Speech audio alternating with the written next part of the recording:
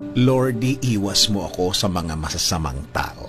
Panginoon, salamat sa mga tulong mo sa aming pamilya. Salamat po sa laging pag-alalay sa amin, lalo na po sa panahong ito. Alam po namin, Panginoon, na lagi niyo kaming binibless sa lahat ng pagkakataon. Dahil dito, habang buhay po kaming magpapasalamat sa inyo, Lord. Panginoon, hiling po namin na ibigay niyo po ang mga tamang tao sa aming buhay. Ilagay niyo po ang mga tamang sitwasyon para po makatulong sa aming sitwasyon ngayon. Alam po namin kung kami ang masusunod sa aming buhay, may takot po kaming magkamali at baka mas malaking problema pa ang dulot sa amin ito.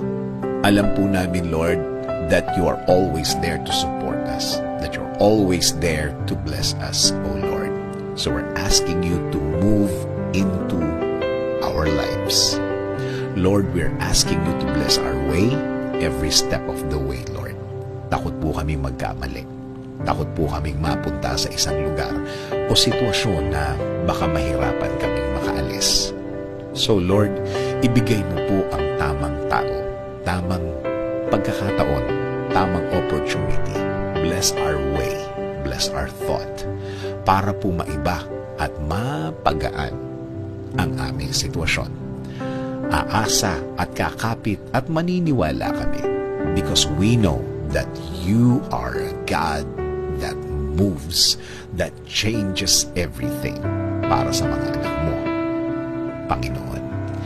Ngayon pa lang, Panginoon, salamat sa mga plans mo para sa amin. Salamat sa ipapadala mong mga tamang tao, tamang sitwasyon para maging opportunities sa aming mga buhay. Kakapit kami sa mga pangako mo, Panginoon, sa magandang plano mo para sa amin at para sa aming mga pamilya. Panginoon, itinataas din po namin ang aming bayan.